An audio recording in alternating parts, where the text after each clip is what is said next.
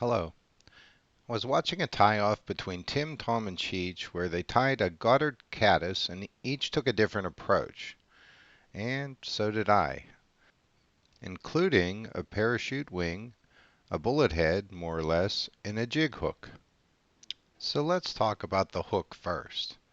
I was taking a break from tying pellet flies, beadhead, perdigon type stuff, and had an assortment of jig hooks laying on my bench.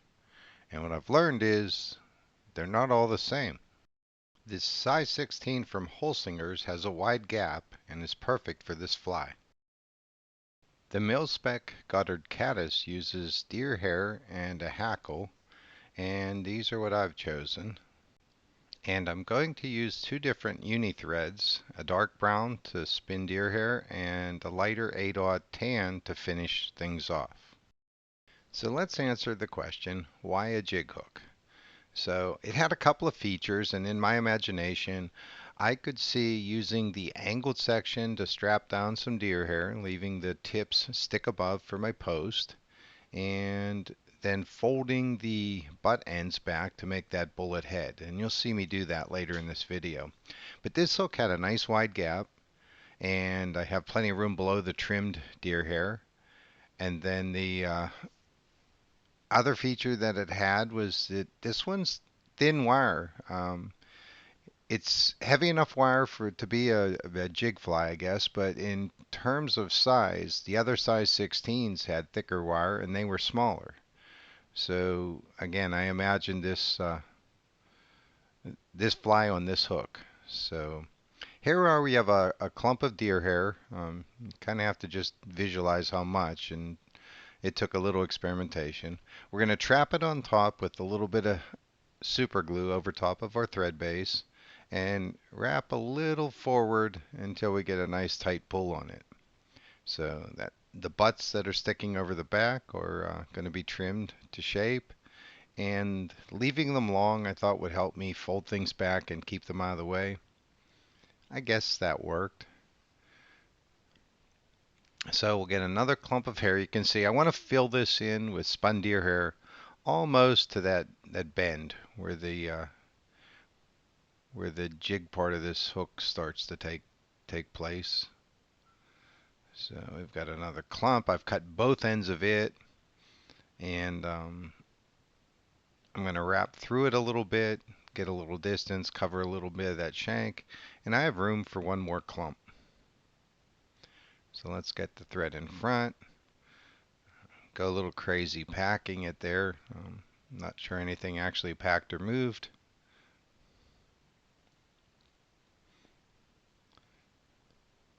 But after we get things back in place, we're ready for that last clump of deer hair.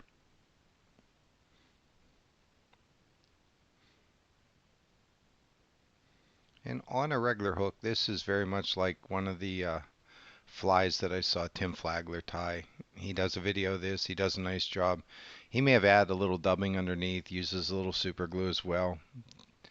Mostly you don't want to spin that back section because you want to sit up on top and have it all stay clumped together so it trims out nice like it's not really a tail, it's kind of the end of the wing. So still packing, still pushing things out of the way. Probably crowded that front edge just a little bit, but it doesn't hurt us. So I'm going to get a couple of double whip finishes here and tie my thread off and cut it out of the way so I can do some trimming. So I kind of want the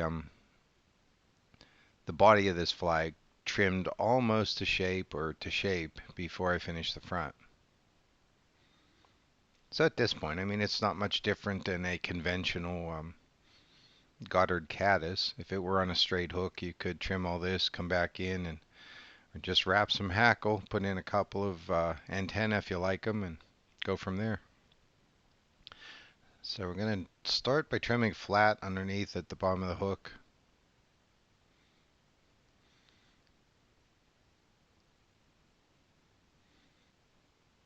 So I apologize for being a little fiddly with this. To be honest, I've only tied uh, the prototype, one other, and now this one for the camera. So there's plenty to improve on here. What I'm noticing here is when you have deer hair and you want to trim it, you kind of want it all, I don't know, brushed out in its natural direction after wrapping, so that if some were trapped down or woven a little bit before you trim, when you're done trimming, those ones will spring loose and they'll stick out and you'll be trimming even longer. So that's what I was doing with the toothbrush.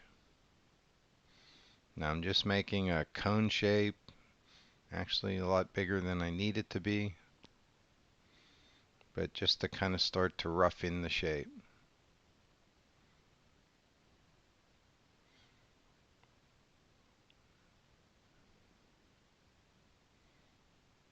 And this stuff always makes a mess. Those little pieces go everywhere, and so through the magic of pause and pulling it out of the vise, I was able to trim that up, and that's more or less the shape I was after. That tent wing that a caddis has, and may not be quite flat enough on the bottom yet, but I'll trim that up toward the end. And now I'm getting my 8/0 thread started in. Um, I was able, after I trimmed it, I was able to clear it back to the bend of that hook. Um, and that's the Grizzly Hackle. And I have it tied in with the shiny side down in this case because when I wrap down the post, I want the hairs to kind of angle up and away so I don't trap too many down when I finish around the post. I also add a little drop of super glue here just to kind of keep things in place. And there I've got the tips of another little bunch of deer hair. They're evened out. And I'm going to take some wraps. And go ahead. I didn't let it spin. I'm just kind of pulling it tight right in place. And since it's a small clump, the 8/0's just fine. And I'm going to kind of work it back to that bend.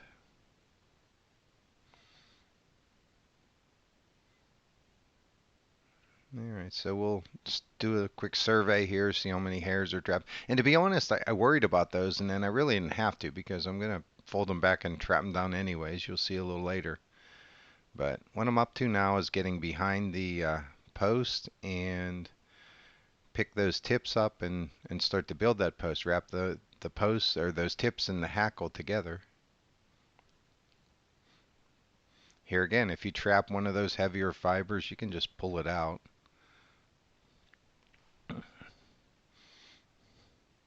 And those are things I kind of learned as I went that if I were making another one, I wouldn't care about. It would look a little messy while I'm doing it, but so we'll go up. We want a high enough post on this.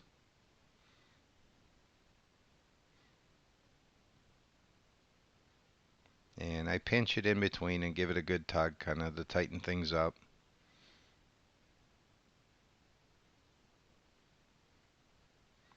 And now let's come back down. So I like the post, and here again, I'm worrying about those hairs sticking back, but I'm going to fold and cut them anyways. And I was going to work forward a little bit. I didn't think I was quite tight enough against the eye.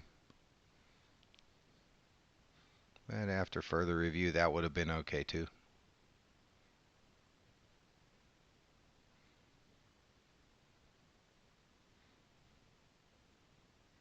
Like I said, ignore the time-consuming fiddling with the hairs because in the real world, none of that would have mattered. And if I would have trapped one down earlier, like now instead of later, it wouldn't have hurt at all.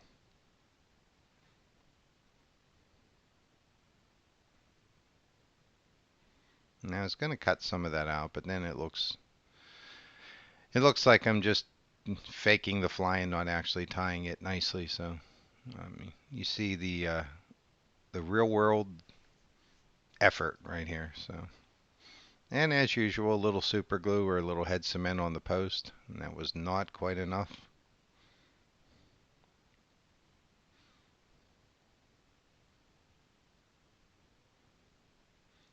It soaks in there pretty good, so I'm gonna turn it around, get a little bit on the other side as well. So at this point, it was fly number two. I imagined this and what it might look like, and it's starting to take shape. So here was one of the things, and you push all that hair back, and you're doing your bullet head, and um, I'd realized along the way that I can take a couple of chunks at a time, pull them back exactly the way I want them, make sure that I don't have any crossed over or pulled underneath where they shouldn't be.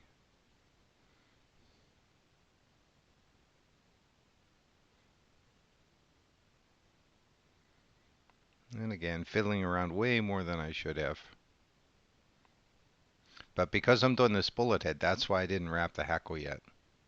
So if you're using saddle hackles, you have to do what I did, and that's kind of um, sacrifice it, kind of chop it short so you can work around it. And I don't think it was too wasteful, but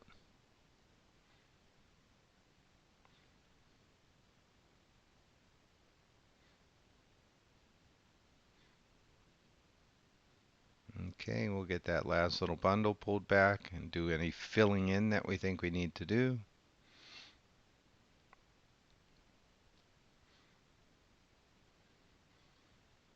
Make sure I don't trap down too many hairs from the post. And get a couple of snug wraps on there, and I can trim most of that out of the way.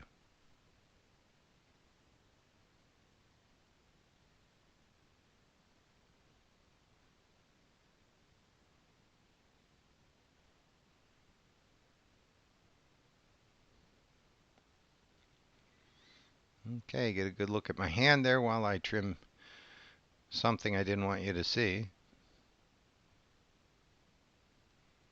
Make sure I don't snip the thread off. And that one in the front, I tried to break it, and of course it didn't break back far enough, so we'll just snip it.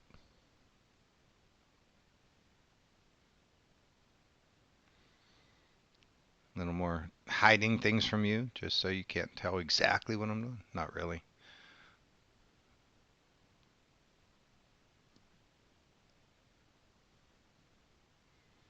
And we'll get those last couple of hairs.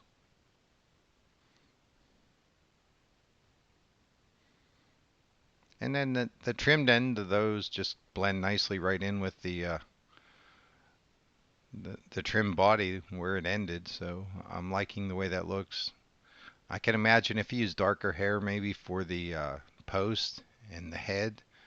I've seen caddis that they kind of have some dark eyes up there, and the front end is darker than the back end. So you could play with shading or color a little bit if you felt that mattered. So there's plenty of good posts there. We're going to get about 5 wraps around here. I like the looks of my little bullet head.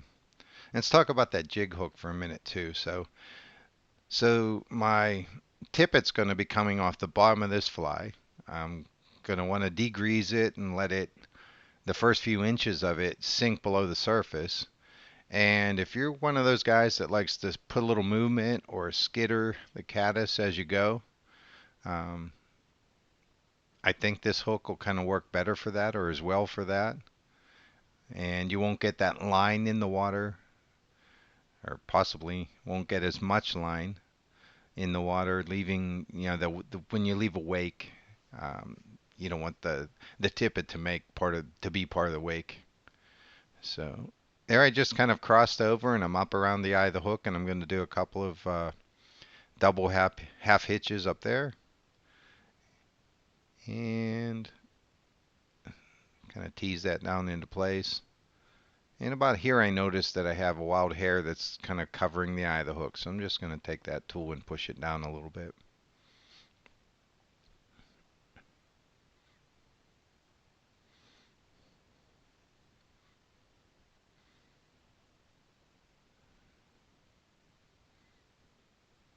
And I probably could have shifted this in the vise and done some sort of whip finish around there as well, but I'm going to use my Sally Hansen's, and I'm actually going to coat the head of this fly a little bit as well. Um, I don't think it hurts anything, and I think it helps keep The hackle from slipping off, it'll keep that deer hair if some of it wants to get snipped and sprung loose by a trout's teeth or tooth, it'll stay put. I did trap down a little bundle of fibers, and I'm going to saw off the remainder of that saddle hackle.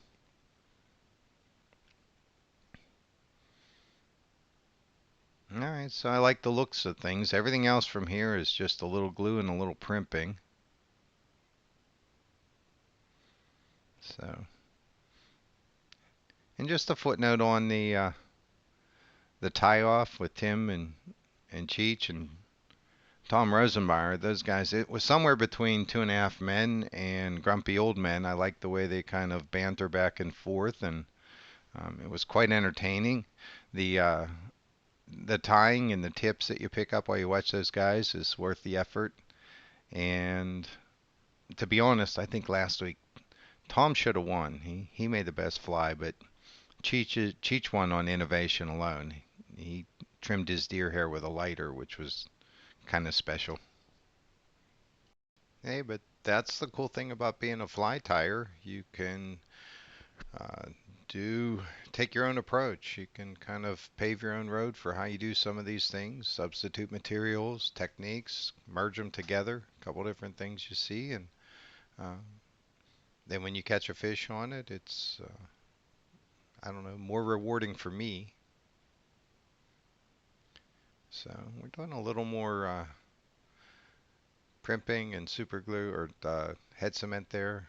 I was picking away at that because I saw a dark brown hair and I thought I trimmed a thread, and it turns out it was just a dark hair. So there's the other of the prototypes I made, and I wasn't lying. I've only made two of these.